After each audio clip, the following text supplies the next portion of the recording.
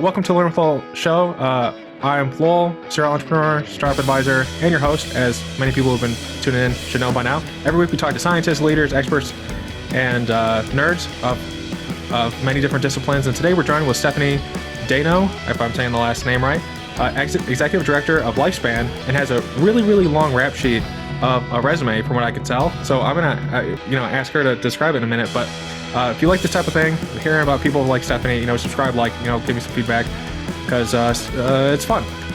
Welcome, Stephanie, to the show. Thank you so much for having me, Lowell. Really excited to be here and to chat with your audience. Yeah, and then so you're like I said, you have a pretty exhaustive background. You've been all over the place. When it comes to what you're doing now, what is some of the relevant experience that you think you draw in a lot of? It's a really interesting question. So maybe I should start with saying what I do now, and then I can go backwards and explain how the things kind of escalated to present day. So as executive director of Lifespan.io, basically that means that I am leading the charge on behalf of a nonprofit advocacy foundation. And so what we are advocating for is the accelerated progress across rejuvenation science and longevity biotech, and endeavoring to end age-related diseases. So historically, people have these very deeply seated beliefs whereby you are born, you age, and this is natural, and you die. And there has been not only an acceleration, but a convergence of exponential technologies. And because of that, there are new possibilities on the horizon as it relates to what's possible, especially with our health. You think about what life was like before antibiotics, before surgeons knew to use antibacterial. The bottom line is that we are in the middle of a paradigm shift, and there are scientists and researchers in the labs trying to understand and study what aging is, how it works, and how to either prevent it, treat it, and possibly even reverse it if you are very ambitious and optimistic in terms of futures.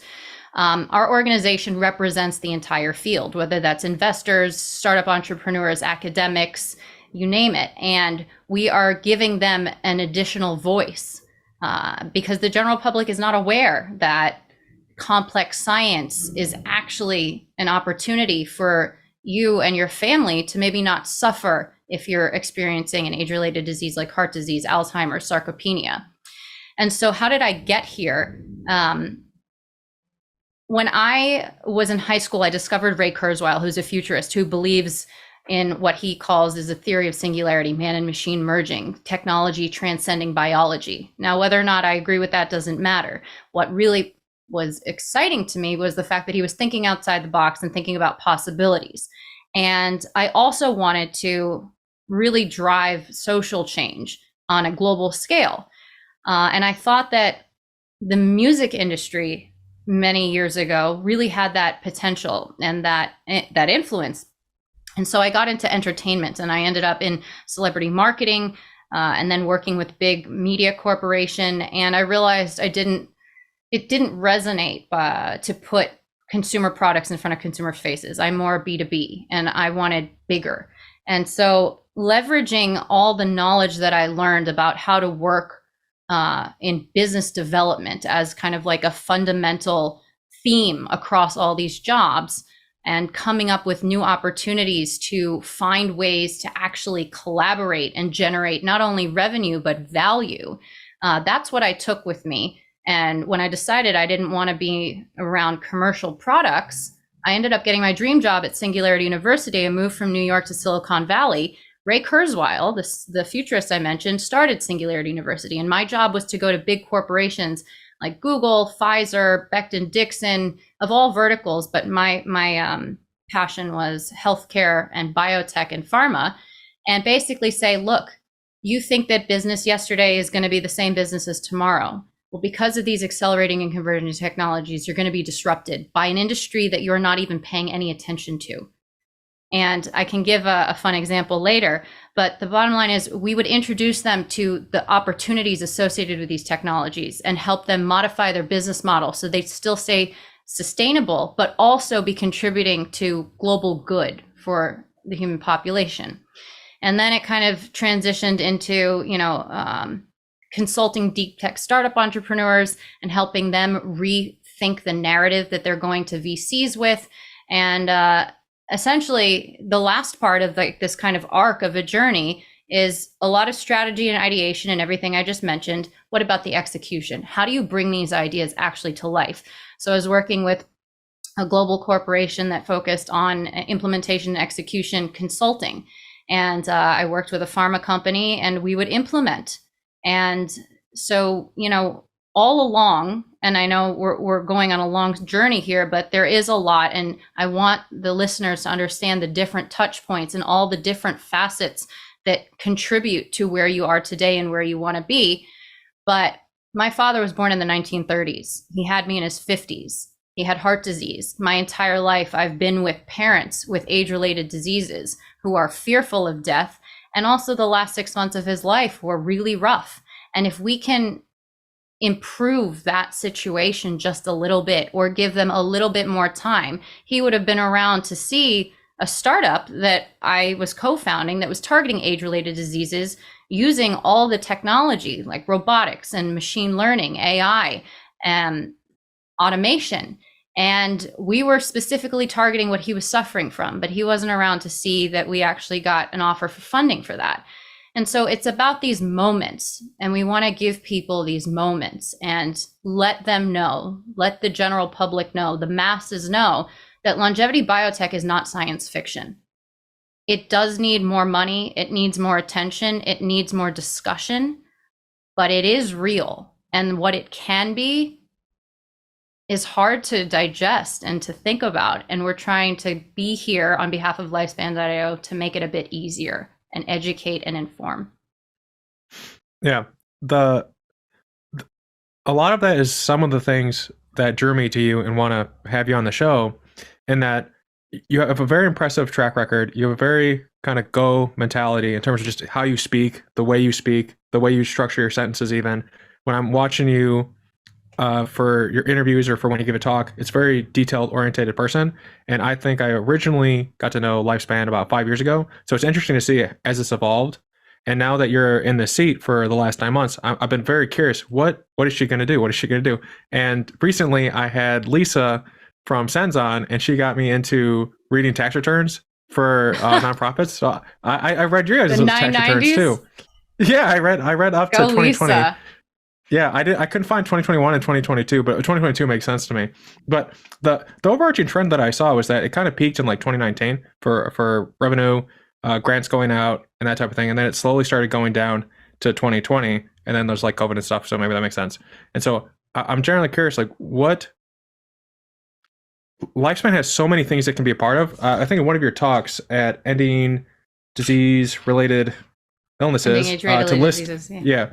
To list them was advocacy, crowdfunding, annual conferences, public engagement, education, digital marketing. And I think you expressed some hopes to do a service for scientists that could just come to you when they're trying to do something so you can help translate it out. So there's a lot there. There's also an element of like when you are trying to execute something, like focusing down on what you're really, really great at.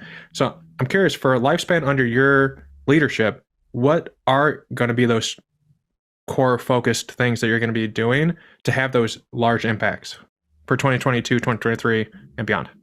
Great question. And there's a lot there. And shout out to Lisa for inspiring, education, self-education in 990s. Yeah, they're fun. And yeah, Lowell, this is incredible that, you've even dug this deep and you've picked up on these things. And it makes me smile because it means people are paying attention, and I'm grateful for that. And because essentially what we're here to do is for the greater good. So let me work my way backwards. What are our goals? My background is business development, business strategy, partnerships, thinking outside the box, and finding new ways to generate value, like I mentioned. So we're looking to go much bigger, partner with big organizations, not only because they're big, but because if they agree to work with us and they agree to work on the things that we want to work on with them, it demonstrates an interest on behalf of a large, established, probably conservative, old school entity that, and it means that they're actually looking forward. They want to improve. They want to change. They want to go on a journey with us. And when I say us, it's all of us. And it also gives more awareness, more exposure, and more credibility for what it's worth. And so some of the things are potentially working with the US government, ideally with ARPA-H. If you're not familiar, look up DARPA.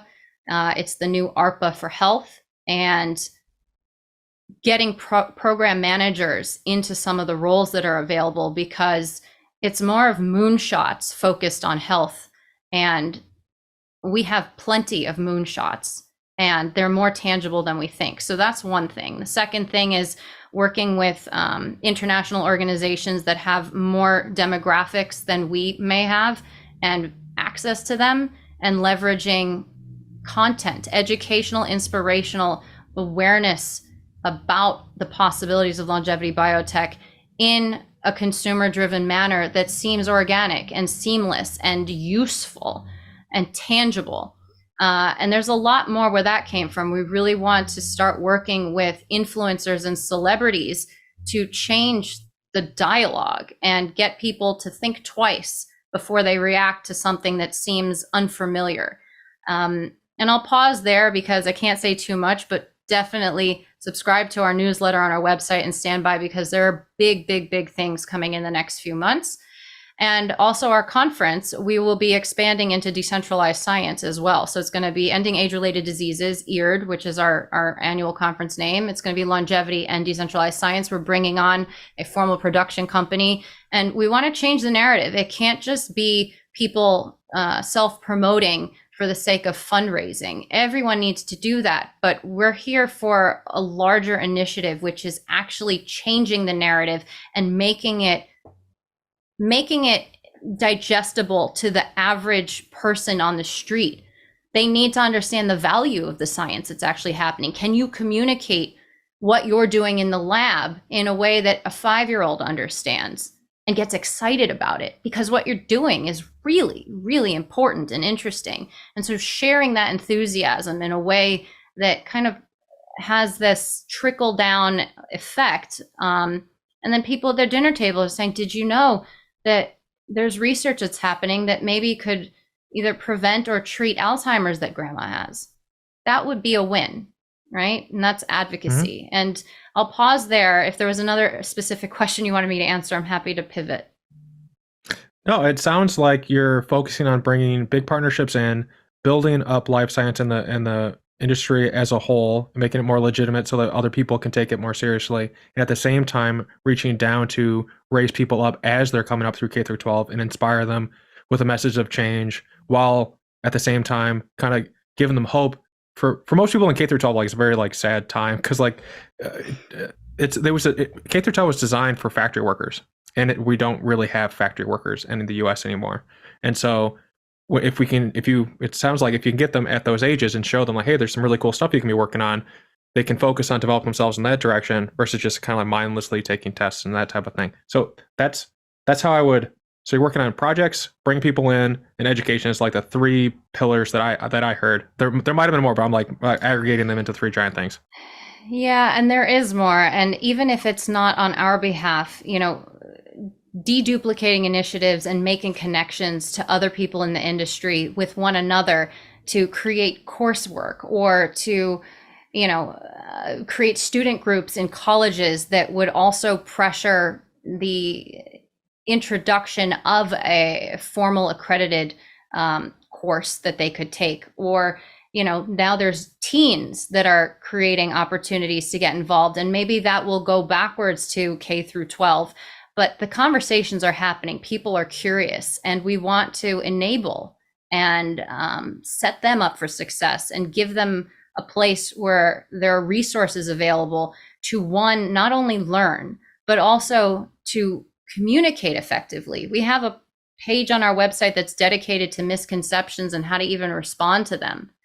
There are crowdfunding opportunities whereby we are promoting early stage research that needs attention and needs funding. And if we are successful with that, it de-risks a future investment opportunity. They just go to the VCs and they're like, look, we've demonstrated success already. This is a slam dunk. The people want it. And there's a lot more. If you donate to us, you get special access to our journal club, where monthly we walk through an actual scientific paper and answer questions for you with one of our board members who is a professor at a university in New York. And we also have a small internal research program where we are creating a non-pharmacological remediation device for Alzheimer's that could turn into the first official decentralized clinical trial. And so we're having conversations with people across the board in different industries to try and collaborate and accelerate the progress, and also enable people with skill sets and tools and resources to have their own conversations and do the same. Yeah. It sounds like a lot. Are you like stressed out at all? Yeah. How are you managing the stress? It's actually, I wouldn't even say it's stress. Stress, I think, is when you're not sure how to move forward and you're not sure what to do. I know what needs to be done. I know how to move forward. It's a matter of bandwidth and pace. And right now, you talked about our 990.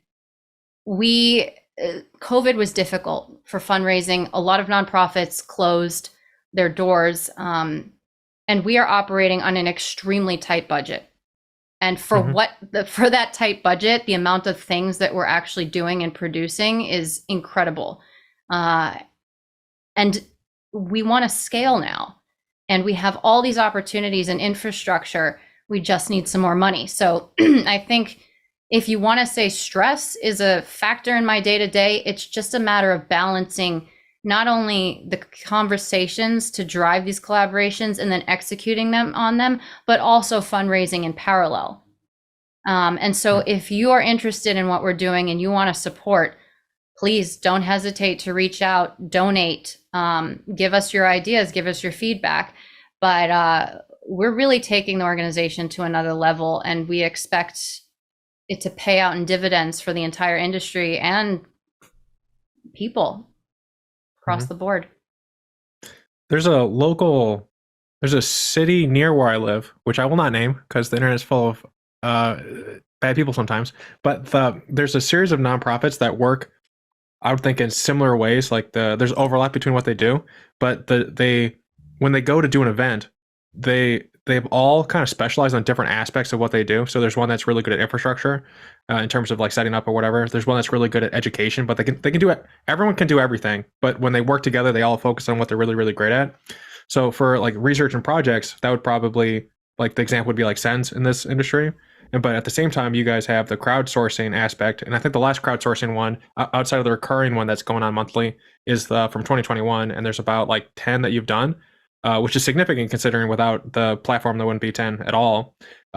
So I always wonder to what extent you can specialize while also being general, and then to what extent you can specialize with other organizations like SENS, etc., so that you can maximize everyone's specialization. There you go. So like you work with SENS when it comes to research stuff. You work with you guys for, the longevity fellowship. The new one that was last step, like that could be like education because they're working on education too. So like a bunch of partnerships and stuff like that. How do you see specialization while working with other nonprofits in the field to raise it up working? Great question. Let me do my best to answer this. So the mission of our organization is, like I mentioned, target age-related diseases, accelerate progress across the industry using strategic media initiatives across the board. So we have news, we have education, we have video, we have print, we have conferences, we have collaborations, and we have reach. I think that's the biggest thing. We've been around a very long time, and we're probably the most established organization of our kind that represents the field and also provides information about the field. And last month alone, we had 500,000 people trafficking on our website, and that was double from the month before. So it's growing, and we have multiple social media platforms that represent different YouTube channels, shows, programs, and each of them have tens of thousands, if not hundreds of thousands of followers. We have a YouTube channel called Life Noggin that has 3 million plus subscribers. And so what we do with this reach is, one, we educate them, but we also leverage the access for the industry. So for example, we work with Sens, and we did a 6-series video program, and we talk through all the different hallmarks of aging and converted it into an animated series that makes it digestible and fun format wise. And so we provide the media and promotional support there. With Longevity Biotech Fellowship, I will go there and I'll speak. And Longevity Biotech, which formerly was Less Death, their mission, one of the main ones, is to pivot talent. So specifically and initially, let's say it's engineers and scientists that may not be in the longevity field, to give them an actual direct trajectory to get into the longevity field and leverage their skill sets to help this cause. And so going there and talking about effective communication and understanding what their misconceptions might be. I remember there was a gentleman that I met once, and he was at that event for Longevity Biotech Fellowship, and he said, my family, thinks I'm crazy for even being here right now. They don't believe in this stuff, and it's hard. And he said, well, what do I do? And I said, there are different series of things you can do. You can look up the resources on, how to respond to these kinds of things. You can show them that there's scientific efficacy behind some of these studies, or all the studies that we promote for that matter. So we're just trying to support the community and community building. So I think with LBF, it's community building. With SENS, for example, it was media and video production and promotion.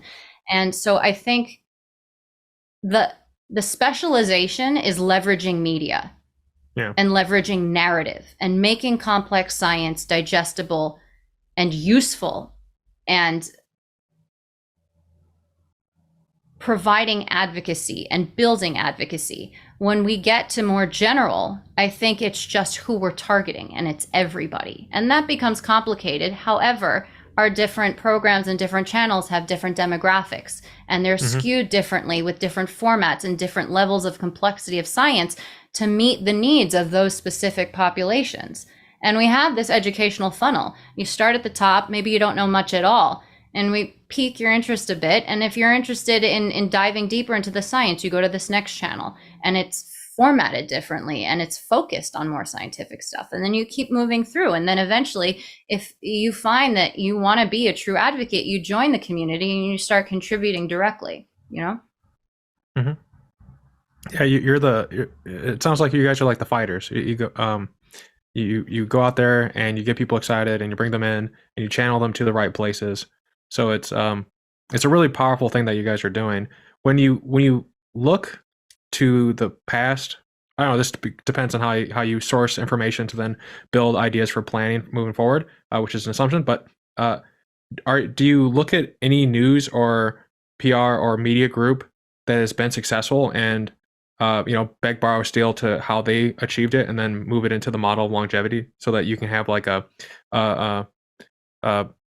least like an N larger than 1 in terms of how it's done, so you can grab from other people, that type of thing? Yeah, are there other groups basically who've done what you've done that you're stealing from? I'm kind of thinking like Richard Murdoch, but he's not like a good person to emulate. Well, what if I reframe this as, maybe it's not an organization, maybe it's a movement itself. So let's talk about cancer. In the past, it used to be considered a pariah disease. Nobody talked about it. It was under the rug. People were uncomfortable.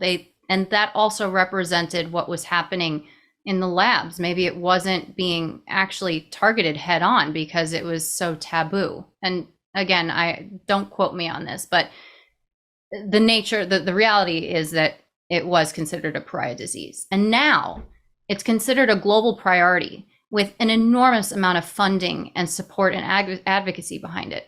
So then the question becomes, what happened? And so there's a book called The Emperor of All Maladies, which describes the full history of cancer. And it turns out that the true nature of that transition is rooted in media, strategic media initiatives, advocacy, crowdfunding. And so back then, Mary Lasker was able to get on national television, public television, and she she leveraged these narratives, and basically there was, well, I don't want to tell the whole story right now. You guys can look it up. But the bottom line is, back then, if everyone put the TV on, they're all watching the same thing. You had the full attention of the entire population. Yeah, there's like 3 channels. Now it is extremely saturated, and people have very short attention spans, and you're lucky if you can get in front of them. And if you do, how do you maintain that attention? You need to know who your audience is. And this doesn't just go for us. This goes for everybody and everything they're doing. If you are pitching to a VC and you say, I'm going to save the world with my idea, that's great. But how does it actually serve the VC's needs as well? If you have an idea and you want to go work at ARPA-H, the way you frame your idea has to meet the criteria that ARPA-H is looking for, despite how good your idea is. And so there's skill sets around, modifying the narrative. And so it's about communicating effectively and understanding what your audience is looking for. And so I think from that perspective, that's what we're trying to do. We're trying to understand who we're speaking to, what's going to capture their attention, what's going to make them be more interested, and maybe shift a mindset or a behavior, get a donation, get somebody to, like, one of our videos on Life Noggin actually generated multiple investor outreach to us, basically saying, this video inspired me to invest in a startup through your investor network. We have a longevity investor network where we connect startup entrepreneurs and investors. And that's a huge win, huge. And this is just the beginning. So I hope that gives some context. It does. I can clearly picture where you're going with it. I read Emperor of All Maladies, and my stomach was uneasy the entire time. I just kept picturing everyone I know and love dying from cancer. I was like, that, I hate this. But there's some hope there too. So some of the stories in there are intense. What people used to have to do like 2,000 years ago. I'm thinking of like a specific female leader who was like pretty badass in terms of what she had to do. So I'm glad that we have precision technology and stuff like that to help people now. That does sound like so it sounds, from what we're hearing, to use that as an analogy, it does sound like the last 9 months, I imagine, is about building out the foundation, the partnerships, everything is in place. You're specialized in the different channels, to not even just length, but also in the type of content that the different age groups and brackets that you're identifying to target. So you're building out the foundation to really push hard for 2023, or you're finishing out the foundation for 2023 right now, and then you're going to push hard moving forward. If I'm like understanding you right, that's kind of where we are. Big time. Yeah. I think the biggest thing is fundraising right now. We have a lot of things in place. We are tweaking, we are improving, we are learning, and we are collaborating even more. And it's just a matter of bandwidth and having certain level of expertise join us. So once we get some fundraising, we'll bring in a few key people. And honestly, there's so much opportunity, and I feel really confident about this. I feel confident about the industry. It is becoming more mainstream very slowly, but we still have a lot of work to do. And even when it's mainstream, we still haven't hit the mission yet, because people are still suffering from the age-related diseases. So we've still got plenty of battles ahead of us, and we need everyone to come together and support each other. But yeah, we've really, it is a paradigm shift, not only for us as a population, but for Lifespan.io as an organization right now. That's super exciting. Is the centerpiece for that fundraising initiative the conference itself, or do you have, like, how do you think about that? Actually, no. Because we're a nonprofit, and first, let me just say some things about that. 501c3, we can't commercialize, right? So we can't, first of all, we don't sell and we don't promote products. We are not influenced by government or commercial means. And so when you go to our website, you're not going to see us promoting specific supplements or treatments or this or that. We're going to be giving you news so you can be well informed and make your own informed decisions. Secondarily, as a nonprofit, we have to get most of our revenue from donations. Some of them can be big donors, but a lot of them also have to be the general public. And there are certain ratios of the types of donations that you can get. So if I wanted to commercialize something and sell a service, the IRS sees it as you're taking business away from a for-profit, and then you'll lose your nonprofit status.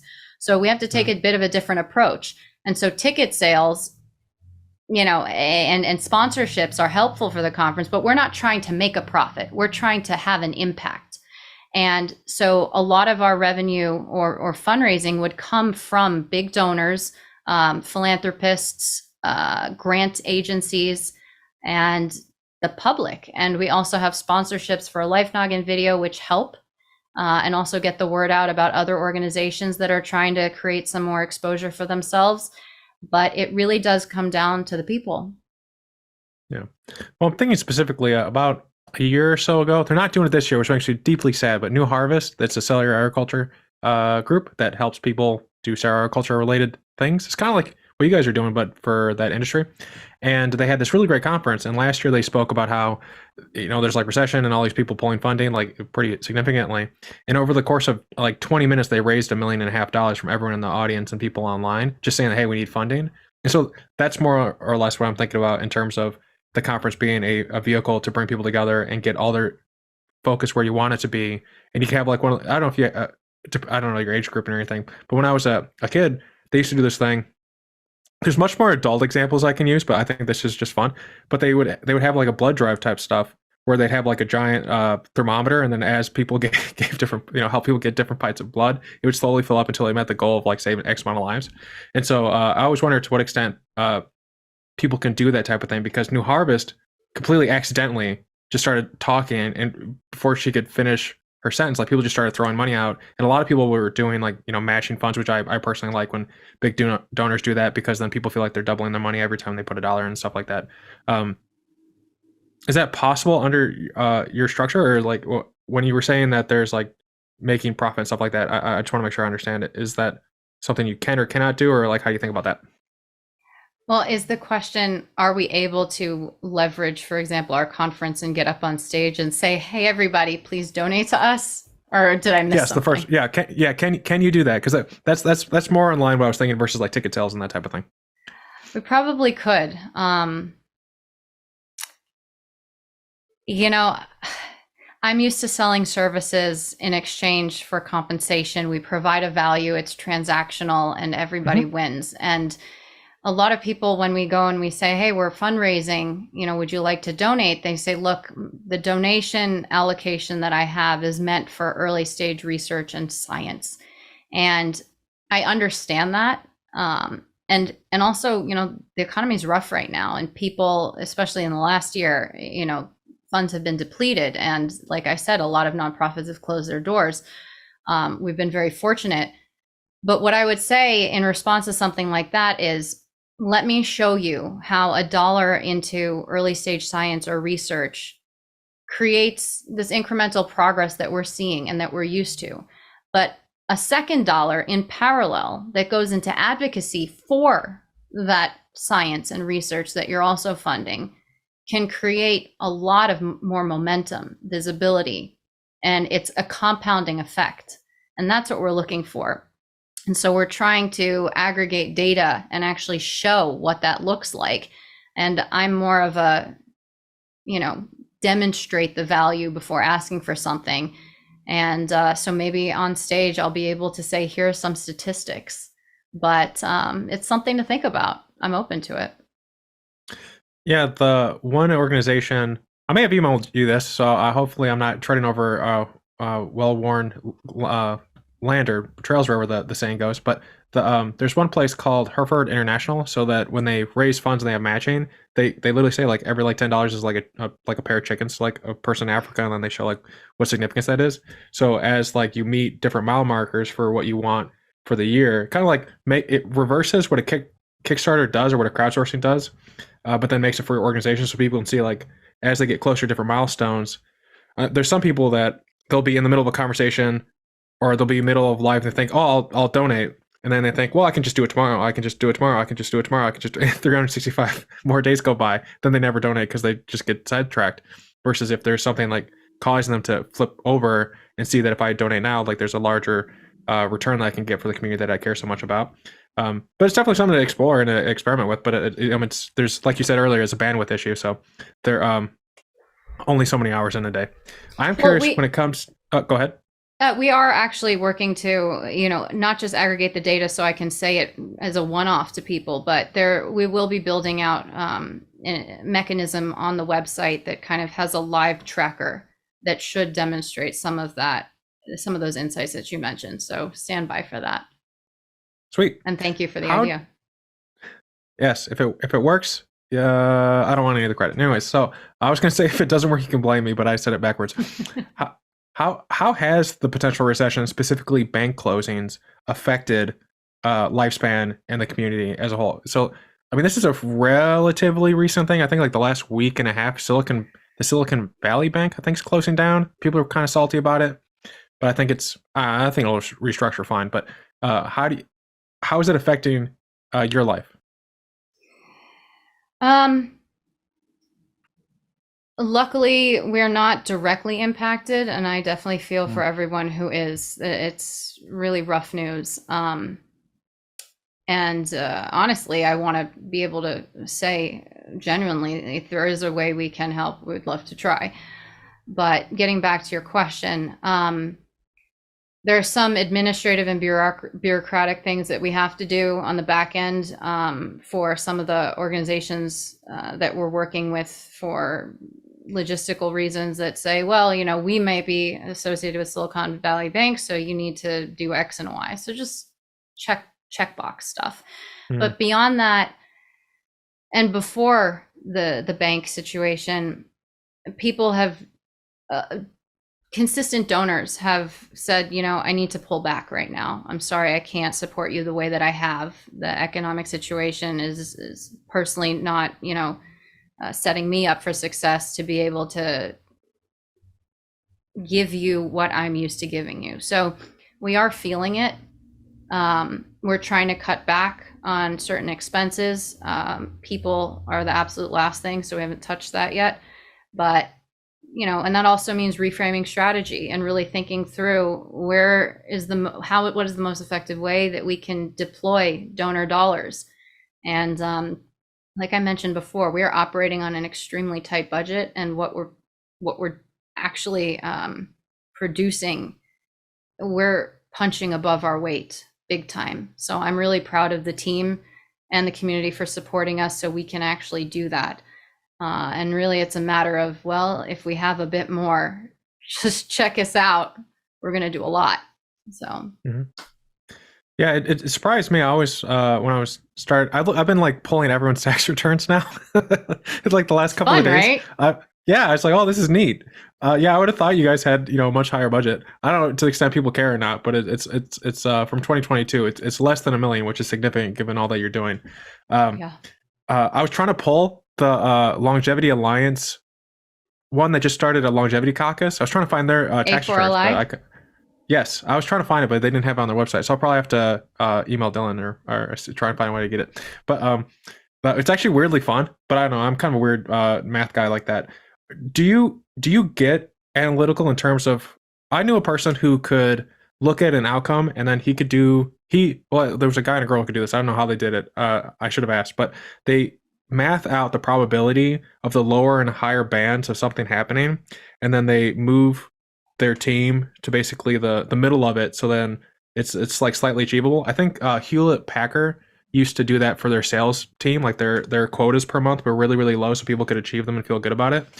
Do you calculate that when you make plans, when you bring it to your team? Do you calculate in that similar way, or how do you formulate your plans? Is it intuition based? I imagine there's to an extent pulling from your own past, your own experience, what you can glean from other people. But I'm generally curious, when you think about, this is like a meta question, when you think about making a plan, how do you think about making a plan? That's like a very meta weird thing, but I'm always wondering how people make decisions.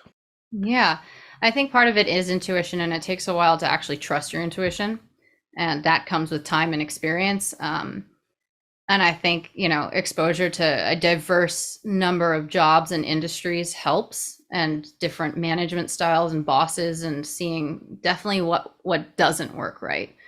And secondarily, I still operate on the belief that collaboration is key. And if you're the smartest person in the room, leave.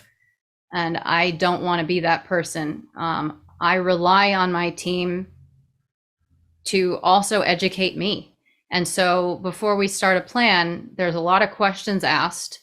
We talk about, well, what has worked historically, what hasn't, but most importantly, why? And what is our level of confidence in going down route A, B, or C? And what are the KPIs we want to put next to them? What's the timeline that we want to attach to that based on all the other things that we're doing? How do we evaluate priorities? So there's a lot of discussion. There is also a lot of trial and error. A lot of things that we have done or that we're trying to do aren't practiced regularly by many. Even on YouTube, just as a tangible example, I feel like there's an algorithm that we're trying to chase and the bullseye keeps moving. And how much experimentation do we want to do in the hopes that we catch up with the bullseye that's going to continue to move? And do we just do our best, or do we cut the program? Or, is there enough value that justifies the mission and the expense of people, time, resources, effort? So I think, to answer your question as simply as possible, thinking about every aspect of the idea in mind and playing devil's advocate. What happens if it doesn't go right? And what are the different scenarios where it doesn't go right? And what can we learn up front so that we are prepared and setting ourselves up for success? That makes sense. It's the Washington approach of surrounding yourself with people who are better than you. Hopefully you don't have a Hamilton and Jefferson on your team who keep riding each other in the public. That would be a great musical in a couple hundred years, depending on how things go. Well, you're wonderful. You're wonderful. Yeah. So I am curious, when it comes to the big partnerships, is there, if it's possible to name one, if we need to be general, that's fine too, because I don't want to get you in a situation where you mention someone and whatever. But is there a big holdout that has given you the impression that they don't think longevity is a serious thing that could have a big effect on people's lives, and you're actually working to alleviate those concerns? So there was a friend of mine who I think this might be public knowledge now, but I'm going to be circumspect in case I'm not allowed to say this. So they worked out a deal with Roche, and the way it worked was, at first Roche was saying, no, you're just a little whatever, we're not going to listen to you. So then he started asking questions to understand what they needed to see to make it work, both on an institutional level, but also as the individual that they were he was in point of contact with, because ultimately every organization is just a bunch of people working. So when people say oh, Roche doesn't want to work with me, it's no, the person you talk to at Roche doesn't want to work with you, and their bosses above them won't allow them to work with you potentially. So then, is there a said organization that's large that you're currently working on, and what are some of their concerns that you're actually working to alleviate? If you can talk about this, if it's one of those couple months later, I can transition to a different topic. It's interesting. I don't see much pushback with the partnerships that are actually moving forward right now. It's very interesting because historically, when I worked at Singularity University, we would talk to one department, and even if they were bought in, they had to sell the idea up a level, and we had to enable them to do that. And it was a process. I've learned to qualify opportunities. And I look for people who are bought in already. And those are the easy wins, the low-hanging fruit where everyone's aligned and we want to make good work happen. I think down the line, I would like to challenge us more and try and target organizations that are a bit more skeptical.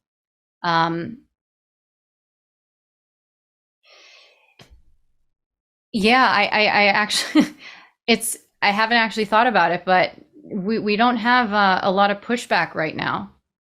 People are really excited about this, but we've also, qualified them really well. So I hope that answers your question. And we can speak again in a few months and I can say a lot more. Yeah. How do you differentiate real yeses from false yeses? And how do you differentiate a no from not yet when you're talking to people? You know, I think I know this intuitively, but I actually haven't said it out loud. So give me a second here. But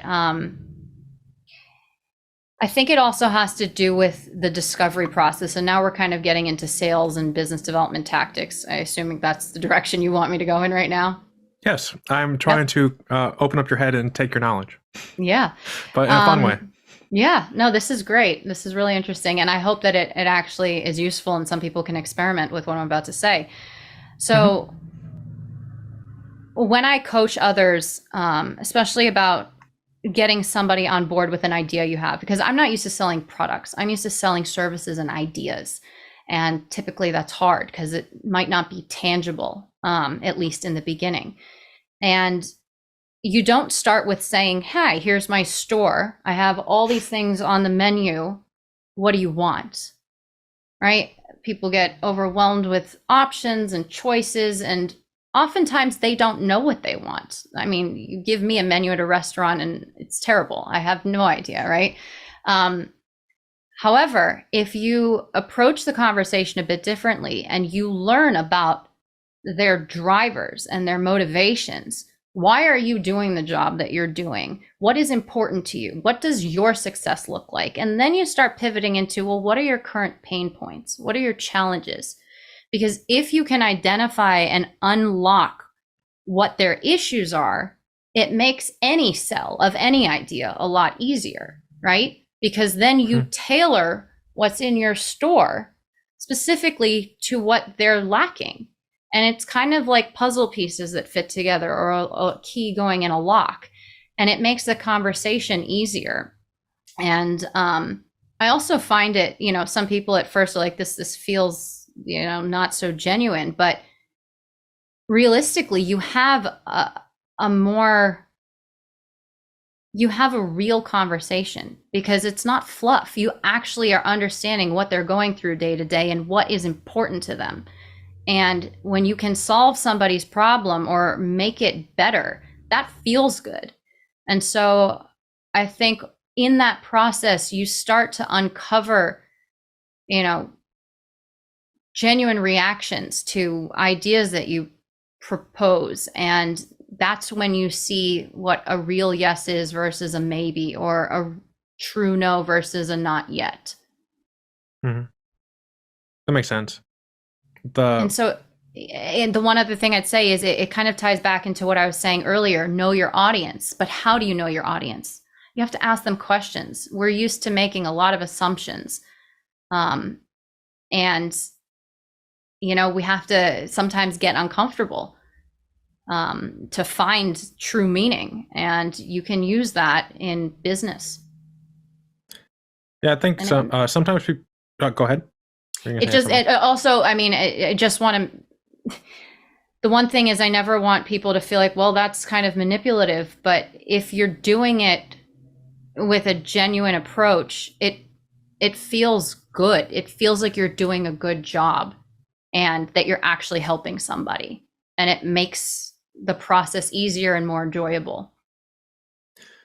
The way I perceive it is that, every communication, I guess, is some form of manipulation. But I think in what you're talking about, it's the same way that I would go about doing sales and business development. And it's not, so there's one where it's like a used car salesman someone could imagine, where you just have to go up there and it's like, sales is convincing this person they need the shiny apple or the new Toyota or whatever.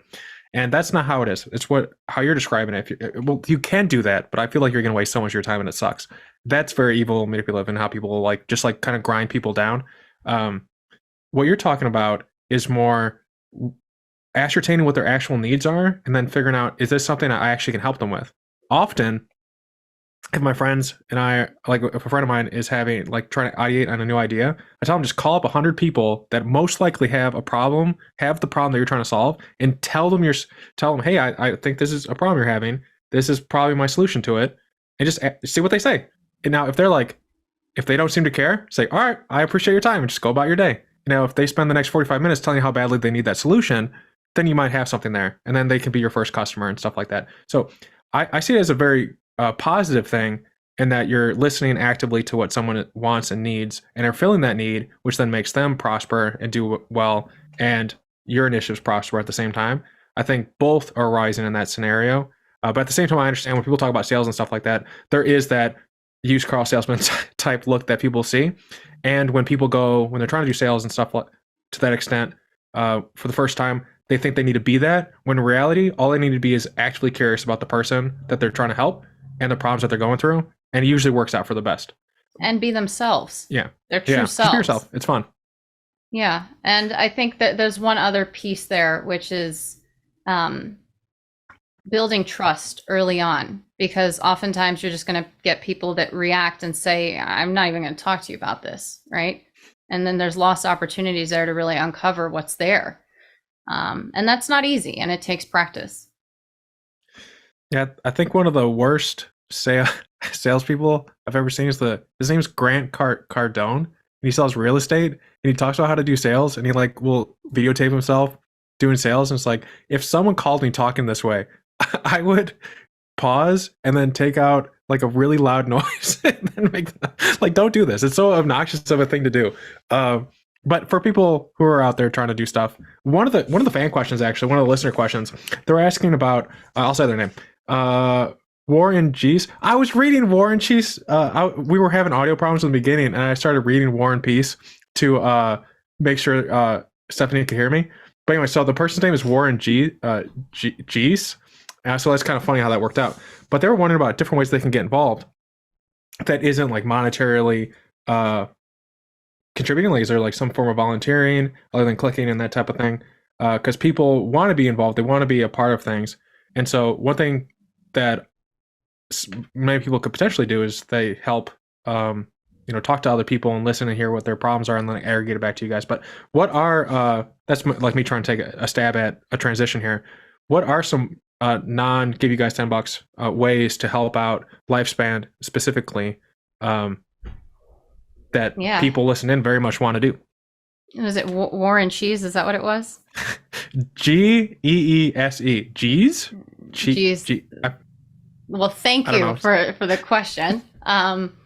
Yeah, there are a couple things, and it also, I think my answer will tie into what we were just talking about as well. So, number one, share the content. If it is compelling to you, talk about it with people, push it out. If you there's so much content that we have in all different formats.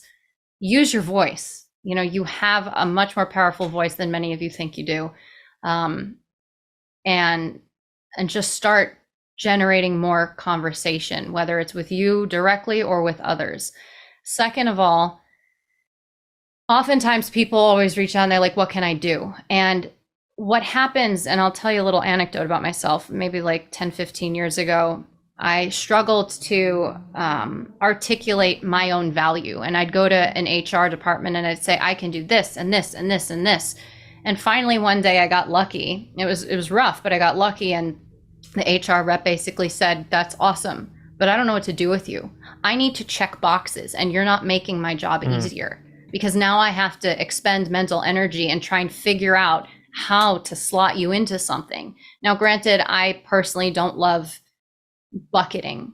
I like generalists who can think in different contexts. And there's a place for experts as well. But I was never that. I was a generalist. And so what I learned is that, again, same theme, know your audience. What are they looking for? So if someone is saying, hey, I'd like to volunteer and help you, here are the things that I could do. I've looked at your website. I could see maybe you need some social media work.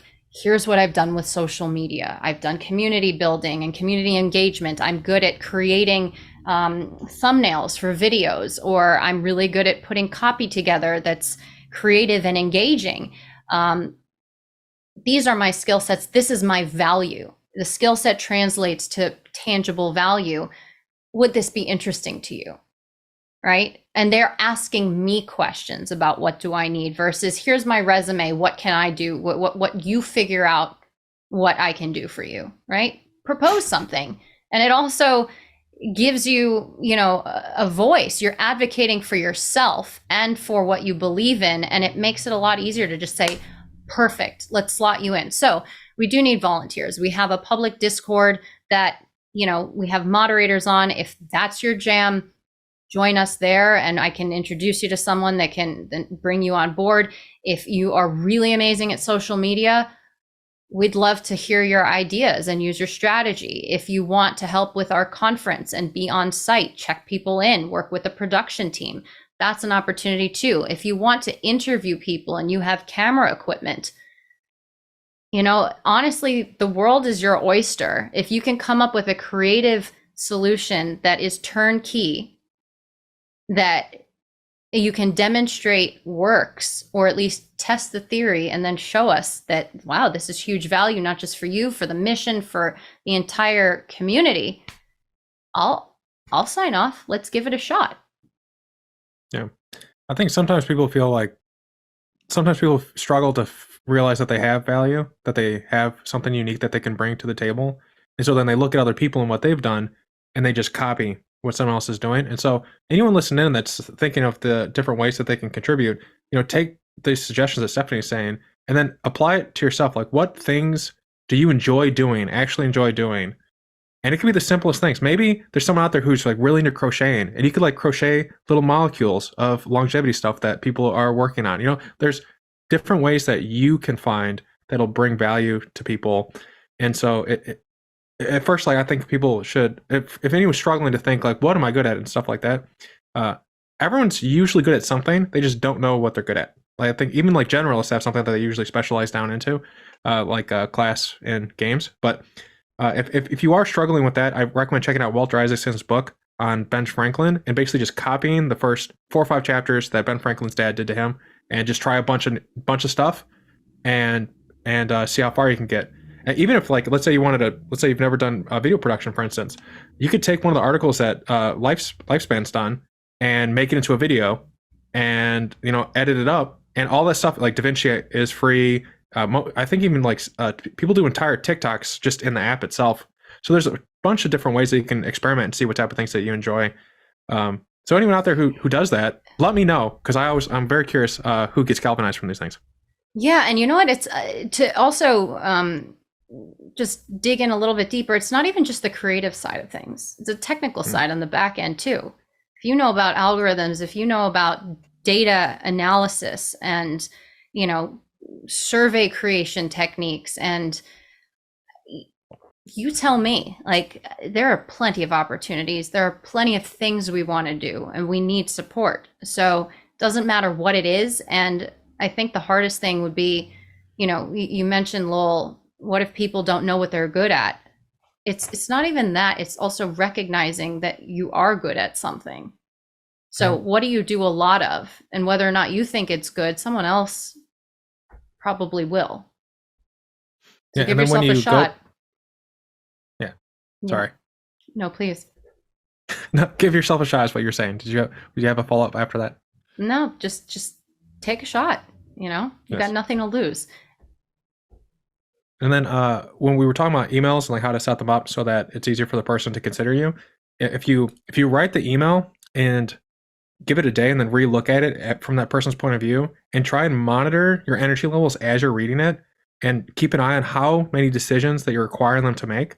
If you can make them make as few decisions as possible and mentally take as little energy as possible, the person you're emailing is probably going to like you a lot more, just as like a little tip.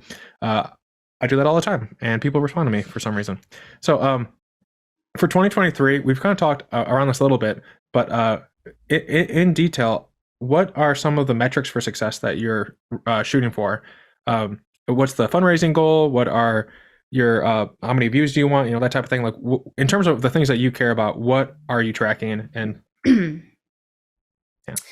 So I would say fundraising 2 to 3 million would be really great. I would say views, keeping the website, the news traffic in the multi-100,000 range monthly, increasing engagement on different channels by enhancing the content and the engagement and changing some of the formats, which we're playing around with right now. Wow, it's the first time I'm saying Good question, Lowell. I know I beat myself up for saying Well, so you're doing I great. usually don't. So I think also seeing more headlines in established news outlets that are not specialized like ours talking about longevity and biotech,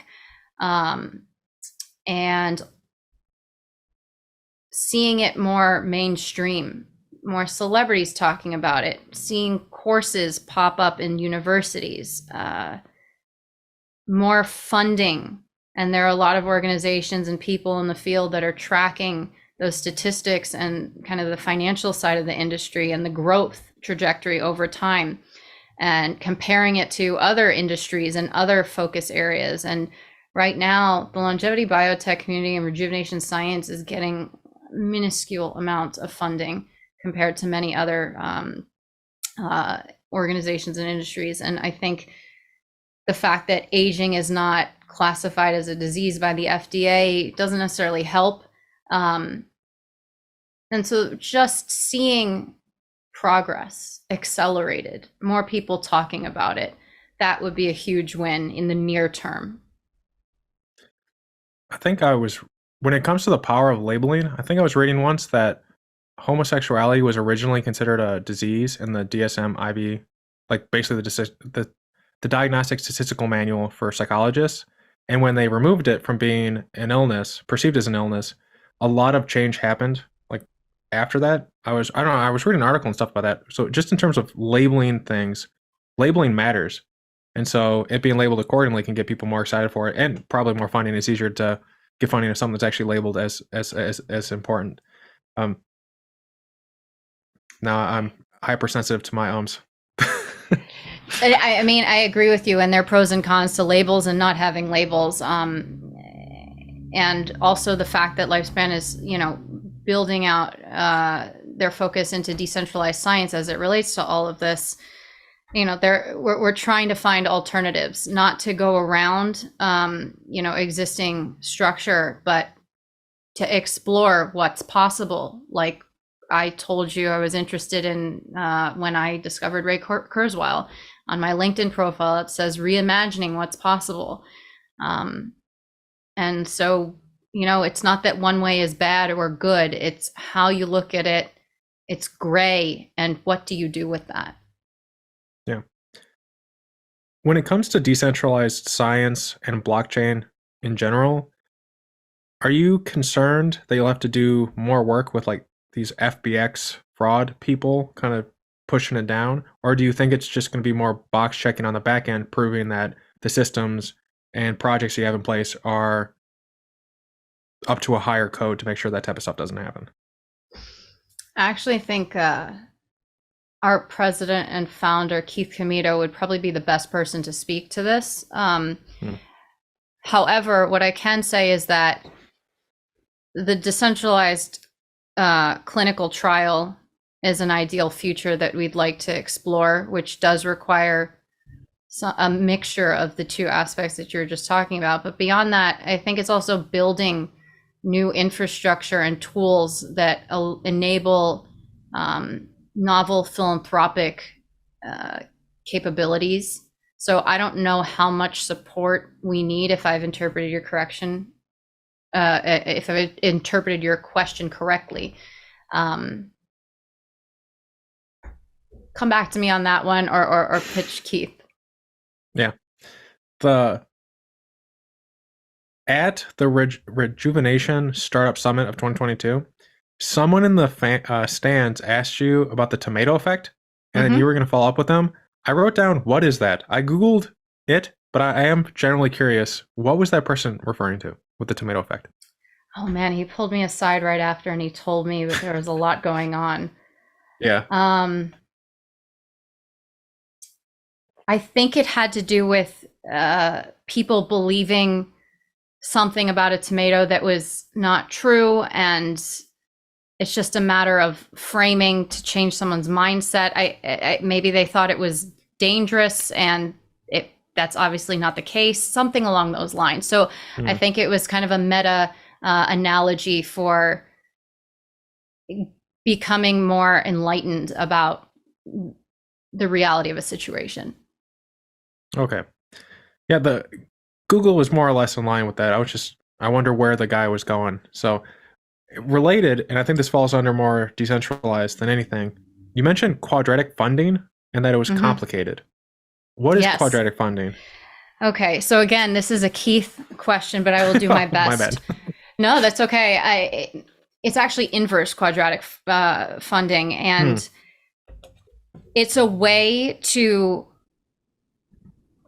compound donations using Web3 and crypto to basically make more of what's there. And that really doesn't do it justice. And he actually is building it. And that's why I don't want to speak out of line.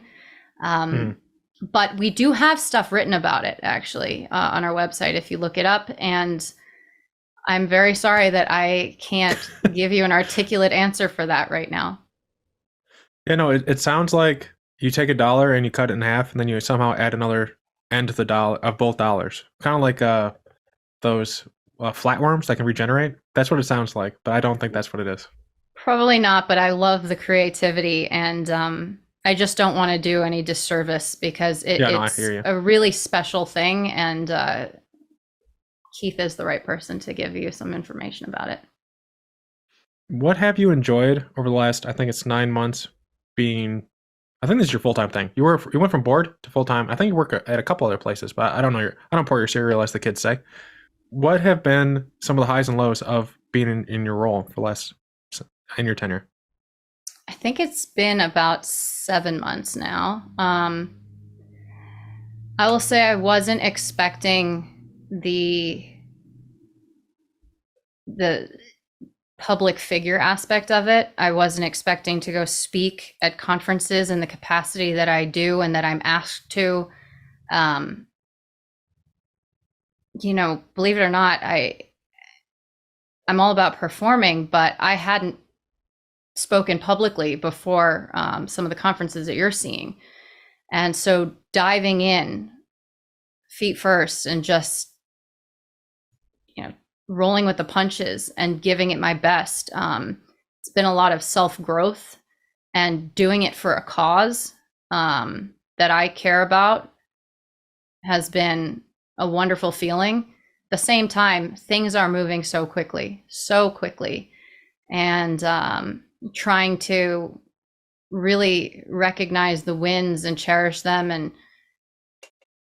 be grateful and verbal about how fortunate I feel to work with the team that I'm working with, because this is not me. This is all of us. And it's also the community. So it's been very surreal, to be honest. And working with Keith has been incredible. He's a fantastic partner in crime for running an organization. And I think we complement each other with different skill sets, and everyone's collaborating. So you're asking me how I'm feeling, and I kind of want to actually answer on behalf of everybody. I spoke to someone from our team today, and he's like, look, I love not just the cause, but the fact that we are working together and we're communicating and learning from each other, and it makes it fun. And some other people are like, this is the best job I ever had. So it's thank you to everyone who's working on this, because that gives us an opportunity to actually contribute and feel fulfilled. And you're asking me, what's my experience been? It's fast. It's a lot to keep up with. I'm lucky I'm really good at multitasking, but remember to slow down. It's hard, but it actually streamlines things sometimes. So the high is the team, and the low was working through public speaking. Actually, I enjoy public speaking. After the first 5 minutes of getting up, I was very nervous. And then all of a sudden it felt like it was the right thing for me to be doing. And I think that, people come up to me and they say, you're an amazing public speaker. Have you had media training? I was like, I don't even know what media training is. But I'm happy that I can provide a voice and speak on behalf of a huge cause and a lot of people that represent it. And I'm honored to do that. And I'm open to feedback and growing just like anybody else. I think the low is how quickly things move, because it's hard to really, sit in the moment and enjoy it and recognize the wins. And it's just on to the next thing and the next thing and the next thing. And we got to keep up. And, the donor's money is depleting. And you realize when you're in charge of an organization that has 35 people on payroll with multiple teams that span from web development, IT, finance, audits, management, operations, marketing, advertising, partnerships, script writing, animation, if I already said it, like it, on and on and on. And you have to trust the people that you're around, and you cannot do it alone. And this is a movement, and there's a lot of people behind it that deserve a lot of credit and a lot of thanks. And I'm grateful for the opportunity to be the one to call them out. You guys know who you are. And it's also everyone else who's listening, who's demonstrating any support, and who's actually working on the problem in the labs, who's supporting them with funding and with coaching and guidance and network. I think one thing I would like to say, Lowell, is that, and I've mentioned this in one of my talks, this industry is uniquely altruistic. And I did mention that, we are at risk of that changing as things become commercialized, but we're here to raise all boats. If one person or organization wins and discovers something that can actually improve the suffering around age-related diseases, we all win. That makes sense. It sounds extremely fast-paced, which is not a lot of the nonprofits outside of like New Harvest, you guys, and Sens, and a few other ones I can name. Like most of them are pretty, well, I don't know, molassesy in terms of their speed. Is that? It feels like this is a very like business in terms of going fast and being scarce with your time. Organization. I know it's nonprofit and stuff, but in terms of like the mentality of going and seizing as much opportunity, that's typically more something I find in business outside of a few outliers and nonprofits.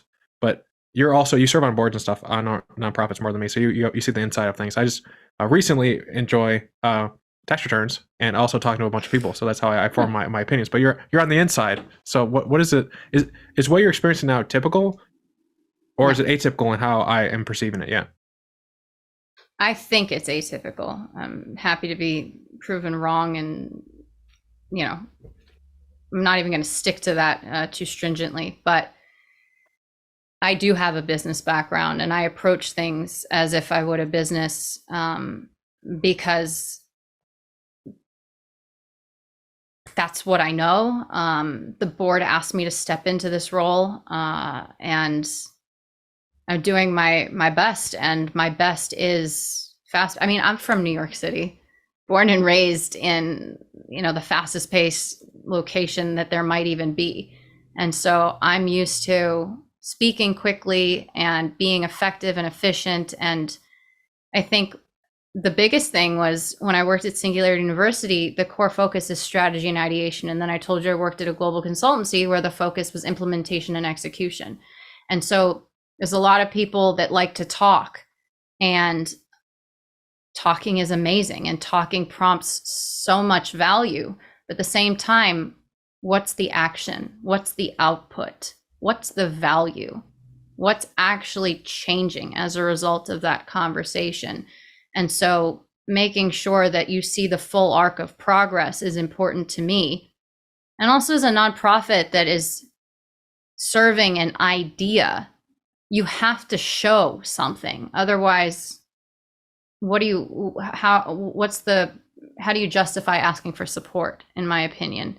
And that example, I'm only applying to myself because that's my personal belief. Other people, other organizations work differently, and I respect that, the hell out of it. But you're asking me for my opinion, and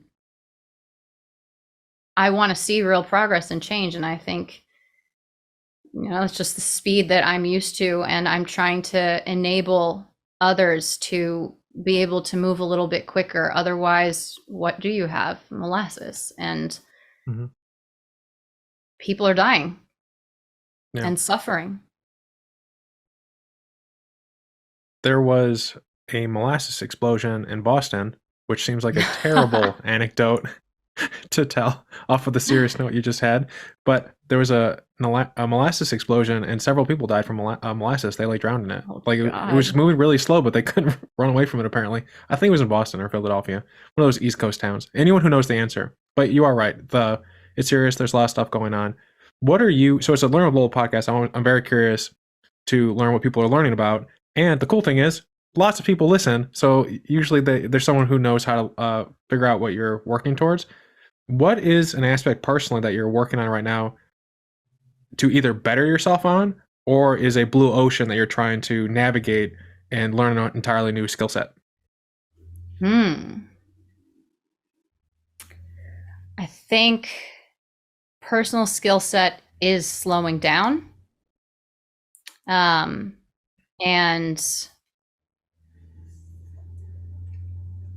also, to be perfectly honest, because when I share answers like this, it's because I wish other people would share similar answers when I was younger and I had asked the question. So a bit of vulnerability here for the sake of, being honest and trying to improve more people's situation than just my own.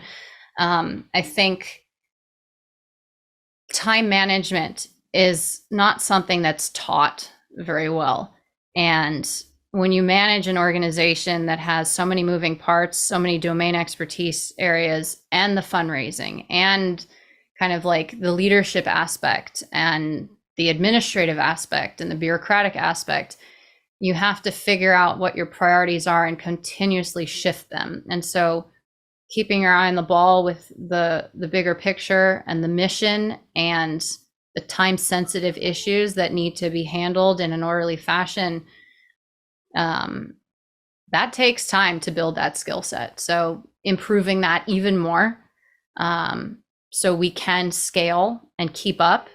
And I also think oftentimes organizations fail because they scale too quickly. So making sure I'm paying attention to that as well. And then blue ocean, I would love to read as much as I possibly can from everyone I possibly can about everyone's perspective, what's actually happening in the labs.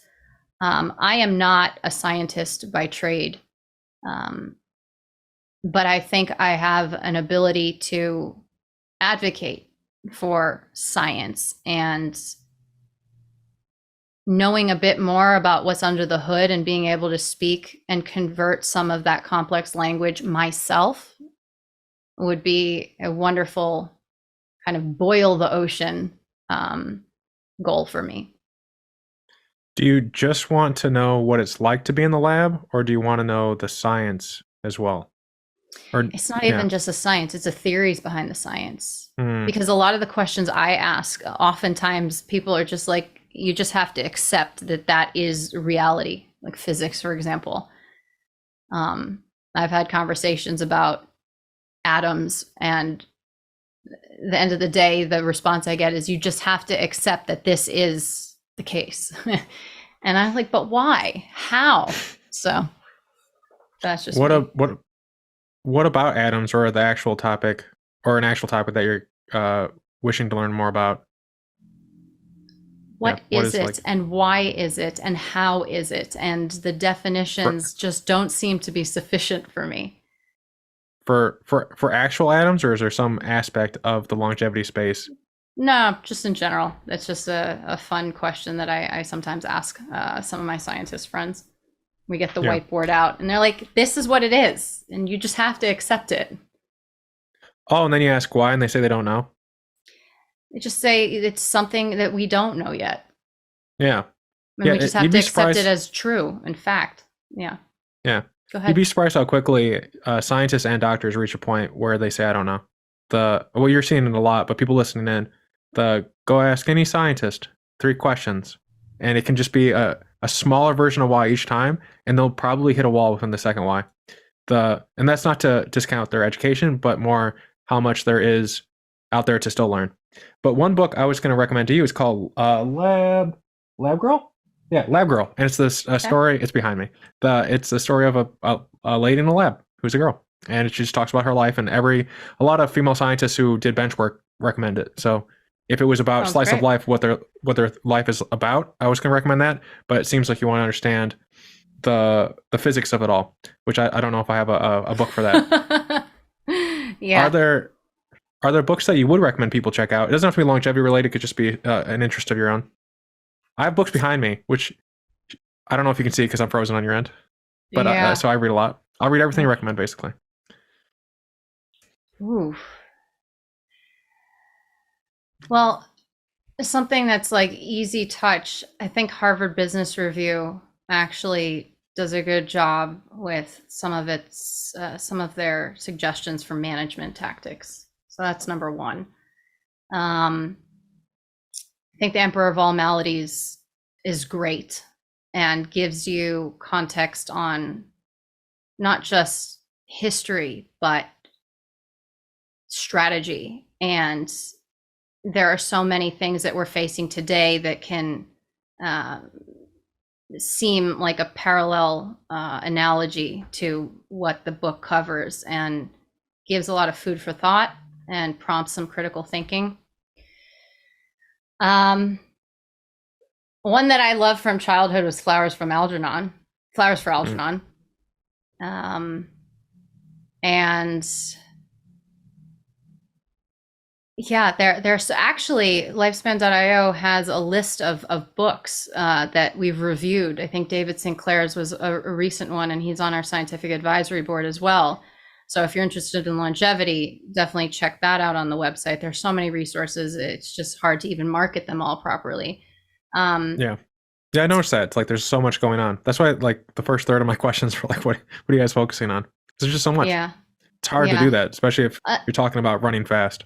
It's really hard to do. Yeah. And, we're thinking of maybe we close some of these programs and resources, but we might as well just leave them up there because they are evergreen, and that's what we're here for. Anyways, I'll pause on that one, but yeah, there's so many. I can't even get started. But I love books that get you to start thinking about what's possible. You might like the book called Stalin by Stephen Kotkin. He talks about Stalin, who did things that no one thought was possible, which is create a communist dictatorship out of nowhere. Which actually is a really great book. I would actually recommend it in a similar vein to what you got from Emperor of All Maladies. I think there's a lot of interesting wisdom in terms of how to communicate, because he literally created a communist class out of nowhere. Well, there's a lot of like wibbly wobbly there for people who actually know the stories, but it's really interesting. So I'm gonna ask you, like, it's a thought hypothesis, but I'm just generally curious what your answer is. So there was like a person who, this is not real, so I'm just like generally curious, like how you would handle the situation. You're gonna be the judge in the scenario, but so there's 3 people who killed someone, and one person was nearby, and when the police came, they just picked everyone up. So for some reason, as a judge, 3 people are guilty and 1 is innocent, but you can only pass 1 judgment for the 4 people. So all people get 1 sentencing. And back then, the sentence for murder was basically you kill someone, you hang them. Sorry. So as the judge, you have to decide what sentencing you would give the 4 of them, and you don't get any more information. But I'm generally curious, what sentence do you give the 4 people, knowing that 1 is innocent and 3 are guilty for murder? I'm not even sure. I have to ask you to kind of reframe that for me for a second. So you said that there's 1 person that dies, but 3 people killed that person? Yeah, together? one person, 3 people murdered. Well, they did more than that, but I feel like I'm cleaning it up for the internet. So 3 people murdered a person. 1 person was nearby when the police came, and they picked up all 4 people who were nearby. But 3 people of the 4 did kill the person, and 1 did not. And you have to cast sentencing. You don't get to interview them either. I feel like this is a trick question. And I also didn't study law. Can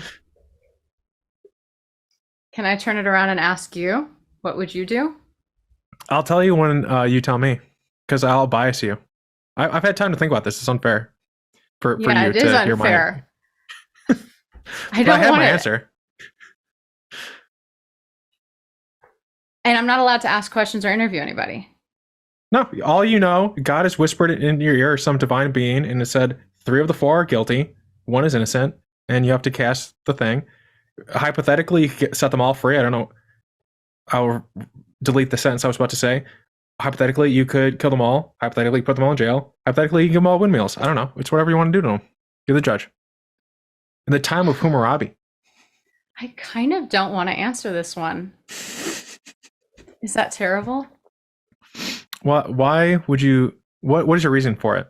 I will Because get something for your answer of that as well. I'll tell you why. Because I don't have enough information and I don't have enough opportunity to actually approach the situation the way I would want to. So the decision I'm making is impulsive and not true to my core beliefs either. And unfortunately, in this specific example, what I say could be taken out of context, or people can make assumptions about my true motives, I guess. And I think it's just too easy to be taken out of context. And I'm not even sure what my answer is, to be honest. Well, that's fun. All right. You don't have to. Is that sufficient enough? Yeah. I gain no matter what you say. I gain no matter what you say. So the house always wins with that question. But so I appreciate you explaining why your answer is the way it is. What is your answer? I just kill them all. So the thought. What do you? So recently, this is a great transition. Recently, Congressman Gus Bill. I should have read that last name before I wrote this. So Congressman Gus and Congressman Paul of co-chaired and launched a newly formed bipartisan congressional caucus for longevity science. How does lifespan fit into that? I think like the AIG like bunted off of life science, or you guys just helped them a little bit in the beginning. I think, so, if I remember right. Yeah, A4LI, Alliance for Longevity Initiatives. I actually met some people last night and they were calling it the Longevity Alliance, which I need to tell Dylan, which is fun. It's run by Dylan Livingston. Fantastic guy. Lots of great story. You need to interview him for sure. And basically, I think it was Keith Comito, our president and founder, who was speaking with Dylan. Dylan had this idea and Keith maybe gave some feedback, and Dylan kind of took it to where it is today, which is absolutely fantastic. And Keith sits on the board. But other than that, we'd like to see ourselves as a sister organization of sorts, but there is no formal connection. But I absolutely support and respect what Dylan is doing and will continue to do so. And I'm really proud of the caucus that he's put together. And this is just the beginning. Yeah. So and we're a fiscal sponsor. My bad. Yeah. We're a fiscal sponsor. I was going to ask if there was anything you guys did for Yes. them. So fiscal sponsor. Yeah. Yes. For crowdsourcing in 2022, it was about like 300,000, I think, more or less. That like crowdsourcing happened on the platform. I don't remember. Is there any intention of the $2 to $3 million budget that you're seeking for 2023 to do crowdsourcing or any initiatives around that for grants, etc., or is everything focused on education and outreach in that in terms of focus? No, actually, so a lot when we've been submitting proposals for grants, a chunk of the proposed budget would be to maintain existing operations, and then a chunk of it is also for additional personnel with specific skill sets to not only increase bandwidth but to increase scope and our ability to do things. And part of the bandwidth aspect would directly tie into crowdfunding, and we've gotten amazing ideas and suggestions and outreach to be able to actually kick off more of these crowdfunding initiatives, which, by the way, have interesting strategies behind them. They're not as kind of arbitrary as you think. There's a lot of work that's done on the back end. And that's how our organization started, as a crowdfunding platform. That's what Lifespan.io was. It's the crowdfunding platform. We are Lifespan Extension Advocacy Foundation. That's the formal name. but now we just go by lifespan.io. So yes, there is a huge push to do much more crowdfunding, but we need the support to be able to actually do it end to end. And there has been a budget for that requested. Is there a person that you're looking is there a component of your team that you're still missing that you're looking for?